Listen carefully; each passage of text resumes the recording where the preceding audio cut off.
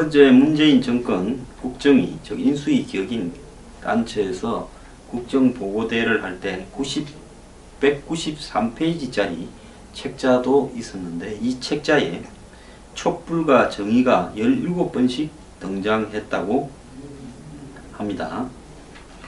발표자 전원이 노타이를 하고 그 다음에 이어폰을 끼고 청바지를 입고 한 어제 이 행사도 때가 되면 머지않아서 물러나겠다라는 타겟미니 작품이라고 하는데요. 자, 여기서 수사 기소권 분리 공약이 빠졌답니다.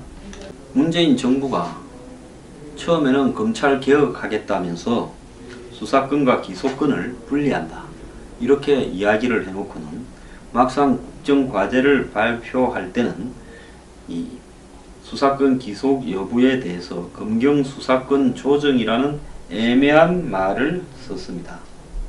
검찰이 요즘 말을 너무 잘 들으니까 이렇게 말 잘 듣는 검찰을 우리가 난도질을 해서 개혁을 하면 괜히 우리 집 지키는 개만 보신탕으로 잡아먹는 거 아니냐, 이렇게 생각을 한 것 같습니다.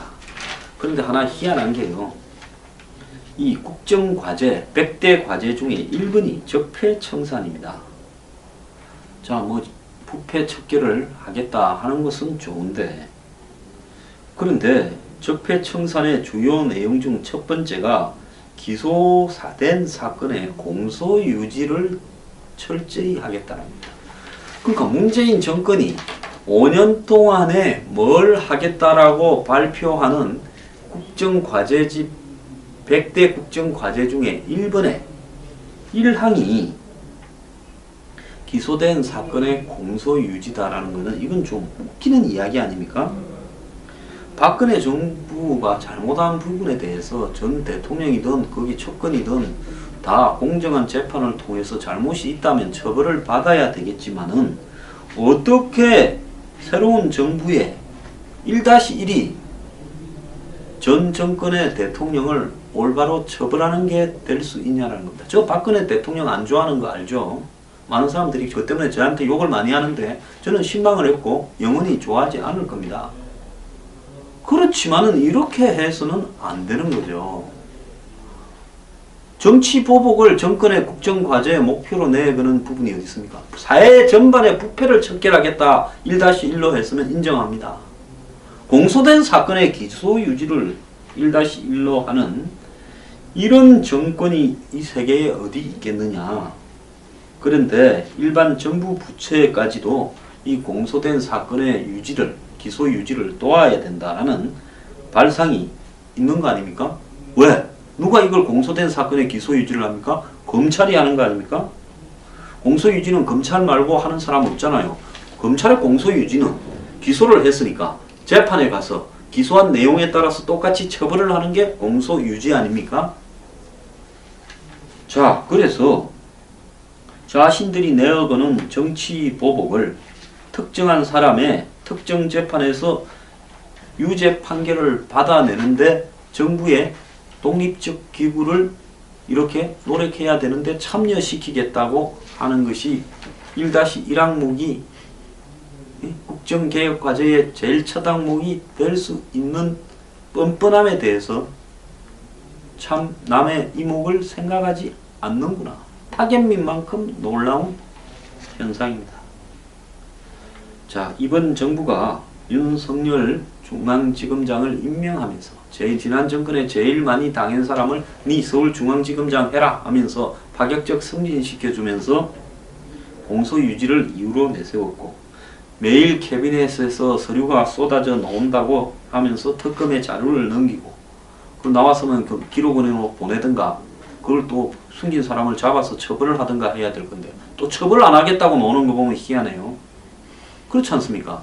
그걸 누락시킨 사람이 누구 캐비넷이라고 지목을 했으면 그 사람 잡아서 고발을 시켜서 대통령 기록물 관리법 위반으로 깜빵에 보내야지요. 근데 왜 처벌을 한다 말은 안 합니까? 보복을 이렇게 좋아하는 정권에서요. 자, 검찰은 현직 공정거래위원장이 재판에 나가서 이 국정농단 사건의 정인으로도 이렇게 합니다. 그런데 딜레마도 있을 겁니다. 자기들이 한때 제일 가까웠던 재벌, 얼마 전까지도 친했던 재벌이 회장이, 그 부회장이 뭐 회장이죠. 지금 이 사건에 같이 코가 끼어 있는데 정말로 그 사람조차도 뇌물로 엮어서 이 사건을 끝내려고 이렇게 하는 거냐. 안 그러면 일정하게 이런 이 포지션을 보여서 우리가 이것을 제대로 처벌하는 척 하려고 했다고 촛불 들고 나온 사람한테 보여주고, 그럼에도 불구하고 재판부에서 그렇게 처리해 준 걸 우린들 어떡하겠냐. 우리 장관급도 가서 정언도 하고 캐비넷 자료도 주고 또 윤석열이도 중앙지검장 시켰다. 근데 재판부 탓이다 하면서 빠져나가기 위해서 지금 하려는 거 아니냐. 그렇게 하는 거 아니냐. 그러려면 그 회사의 회장님하고 이 정권하고는 도저히 뗄래야 뗄 수 없는 깊숙한 관계가 있어서 국민들이 의심하고 있다라는 부분을 알고 있기 때문에 빠져나가려고 쇼하는 거 아니냐. 이런 시각으로 바라볼 수도 있다는 겁니다. 그리고 과거사 문제가 세 번째 국정과제 해결 항목입니다. 5.18 민주화운동 추가 진상조사, 제주 4.3 사건 희생자 추가 신고. 그럴 것 같으면 이거 말고요. 일제시대 때 한마디로 유관순 독립운동도 수사 좀 하고, 또 동학 때 학살된 동학 농민 운동도 수사하고, 임진왜란도 좀 수사하고 다 좀 하지. 왜 이것만 넣습니까? 그 다음에 검찰총장이 지금 대통령이 주재하는 반부패 협의회의 지금 단골 멤버, 핵심 멤버로 가고 있는데, 검찰총장은 법무부 장관 밑에 있어도 사실은 독립적인 기구로 운영이 되면서 정권의 통제를 받지 않아야 됩니다. 우리가 우병우를 그렇게 비판했던 이유도, 저는 우병우 비판을 많이 했습니다. 그러다 방송에서 잘렸지만은요.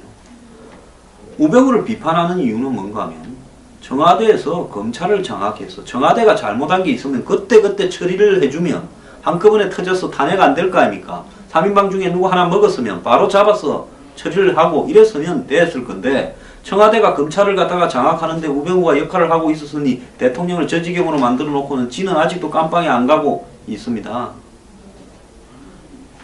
그런데 이런 검찰이 한마디로 독립성을 상실하고 정치적 중립성도 상실하고 대통령 앞에 불려 나와서 쭉 사정기관 책임자들 앉혀놓고 대통령이 반부패 협의회를 주재한다면 이게 검찰이 공정한 수사를 할 수 있다고 누가 생각을 하겠습니까? 가뜩이나 지금 야당들을 전부 법적으로 코를 끼워놓고 있는데요.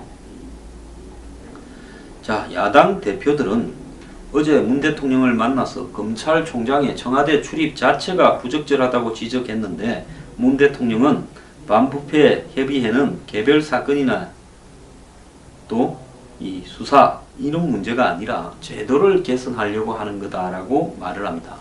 그러면 각 기관 보고 지금 부패 척결을 하기 위해서 제도 개선에 대한 안이 뭐냐라고 이렇게 내라 하고 국무회의를 해서 하면 되지. 왜 사정기관들만 쭉 불러가지고 제도 개선을 계속 상설적으로 하려고 합니까? 이게 맞는 말이라고 봅니까? 참여정부에서도 9차례 협의회를 열었는데 정치 보복이나 사정에 활용된 사례를 본 적이 없을 것이고 그렇게 할 수도 없다. 아니, 제가 피해자 아닙니까? 미국 스파이 조작 사건요. 그거 이런 사정기관들이 짜고 하지 않았으면 어떻게 이런 사건이 생길 수 있죠? 자, 검찰총장에 대한 수사 지휘는 법무부 장관만 할 수 있는데 대통령이 직접 못하게 함으로써 검찰 수사의 독립성을 보장하는 건데, 검찰총장이 청와대에 불려가가지고 대통령 앞에 다른 사정기관장들하고 같이 앉아 있으면 그 자체부터 신뢰가 떨어지는 것 아니겠습니까? 자, 박영수 특검은 우병우 수석이 김수남 총장이나 그 밑에 있는 검찰 돌만이들하고 통화했다고 문제를 삼았는데, 대통령과 검찰총장이 반부패, 즉 사정, 이것은 한마디로 정적을 제거하는 것, 한국에 그렇게 해석되지 않습니까? 이런 문제를 놓고 검찰총장과 정례적으로 회의를 하는 것이 옳느냐는 겁니다. 자, 우상호 전 원내대표는 청와대가 민정수석실에서 발견된 박근혜 정권 문건을 공개한 데 대해 여론몰이라고 비판적 견해를 밝혔습니다. 문건에 범죄 증거가 되는 게 있으면 검찰에 넘기고 나머지는 기록관에 보내고 하면 될 거지. 연일 이걸 공개해서 재판에, 박근혜 전 대통령 재판에 영향을 미치려 하는 청와대가 검찰총장까지 청와대로 불려들어서 주기적으로 회의를 한다면 공정성에 뒷말이 나올 수밖에 없는 것이죠. 조국은 청와대가 수사 지휘를 하는 게 없을 거라고 취임 일성으로 이야기를 했는데 지금 정치 보복을 아주 조직적으로 준비하고 있다라고 생각될 수밖에 없는 겁니다. 자, 한국당은 대통령 지정 기록물을 공개한 박수현 청와대 대변인을 고발했고, 정우택 원내대표는 불순한 의도로 불법 공개를 중단하라 했고, 이 공격을 하고 있습니다. 문재인 대통령은 문건 사고 남 얘기 아니다. 우리도 이 부분에 대해서 조심해야 된다는데, 과거 노무현 정권 때 청와대 이렇게 나가면서 정권 교체되니까 모든 자료를 다 들고 나갔다. 심지어 이지원이라는 시스템을 만들어 놓고 그걸 통째로 들고 나갔다라는 시비에 휩쓸려서 이명박 정권 청와대에서 그거 좀 내놔라 해서 나중에 돌려받았더니만 깡통만 있더라. 이런 소리까지 나오지 않았습니까? 컴퓨터 시스템으로 다 결제하게 해놓고는 그걸 통으로 다 들고 봉화마을로 갔다라는 이야기까지 나오지 않았습니까? 남이 아니죠. 당신들 일이었죠. 자, 이 과정에서 대통령이 임명하는 자리가 2,000개랍니다. 그래서 선거 때 조금 힘 좀 쓴 사람들이 다 전화 기다리고 있다라는데요. 공기업이 35개, 준정부 기관이 89개, 기타 공공기관이 208개라는 겁니다. 대통령은 이 캠프가 배제 안 된다. 저 캠프 인사라도 얼마든지 갈 수 있다. 이렇게 지시를 했다 하고요. 대선 캠프에 공식 참여한 인물만 430명입니다. 이들이 이제 전부 한 자리씩 받고 갈라 하면 그것이 얼마나 앞으로 이 농공행상으로 자리가 제공되는 꼴을 우리가 또 봐야 되겠습니까? 그런데 이들 캠프에 대한 농공행상에는 지난번 장관 임명 때 지켜지지 않았던 5대 인사 원칙을 지킬지 의문입니다. 어제 이 원칙이 지켜지지 못했다고 야당 대표들한테 대통령이 유감이다 이랬다는데요.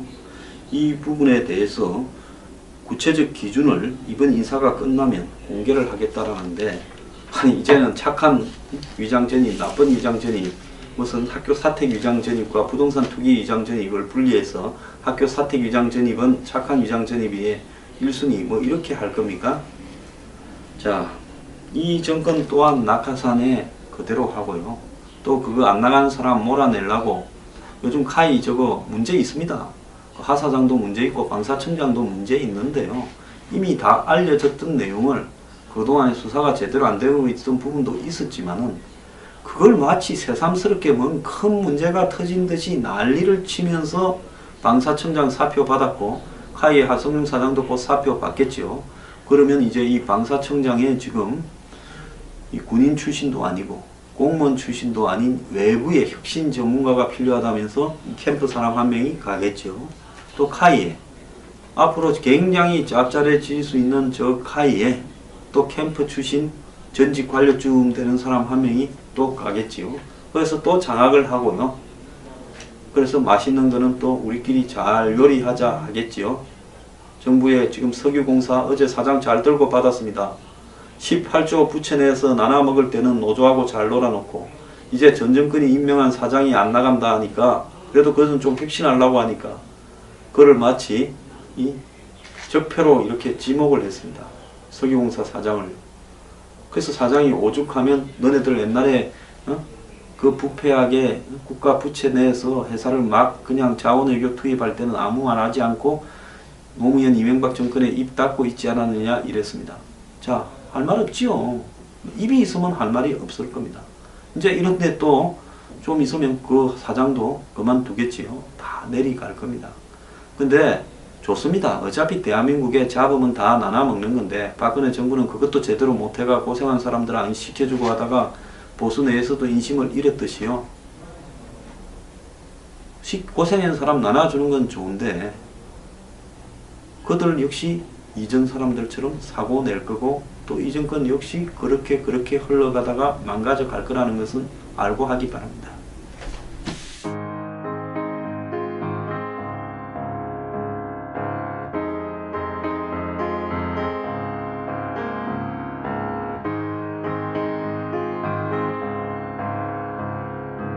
기소권 분리 공약이 빠졌답니다.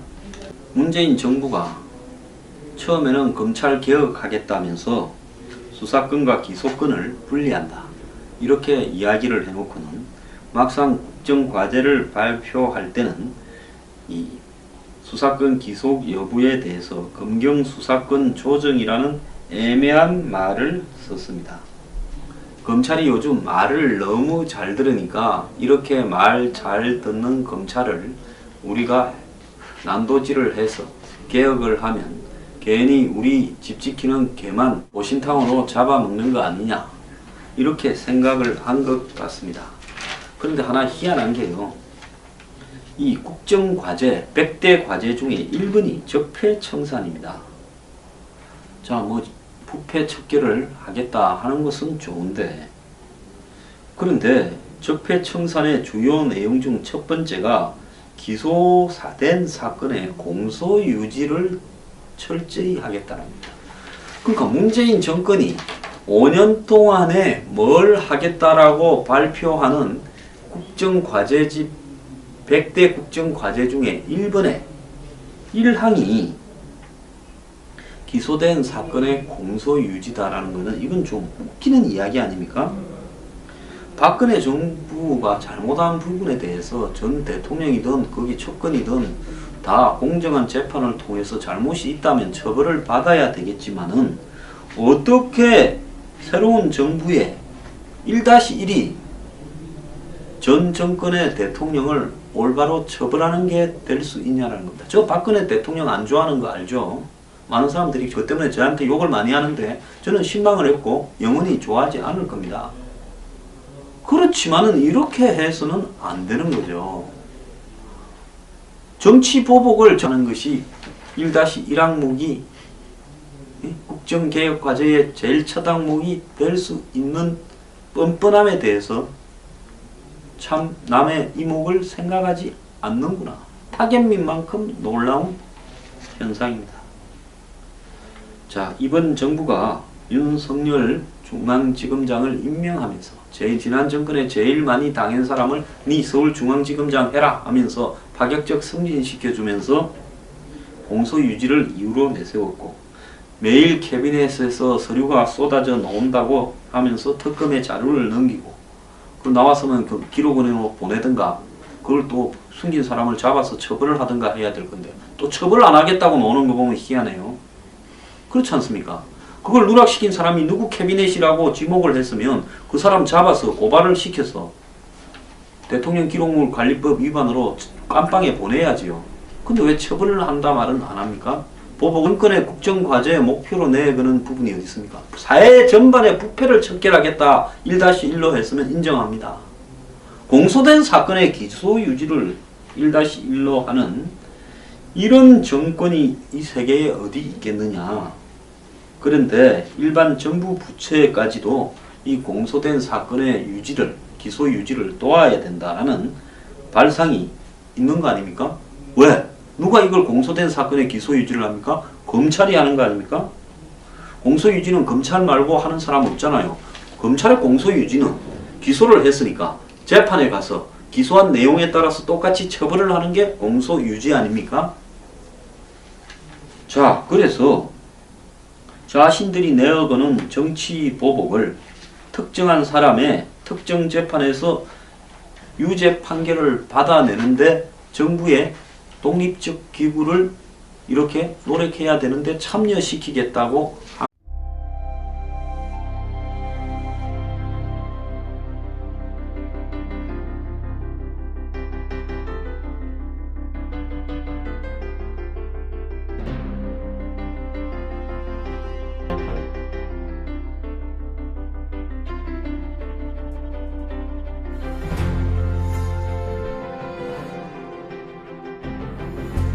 어제 문재인 정권 국정이, 즉 인수위 격인 단체에서 국정보고대를 할 때 193페이지짜리 책자도 있었는데 이 책자에 촛불과 정의가 17번씩 등장했다고 합니다.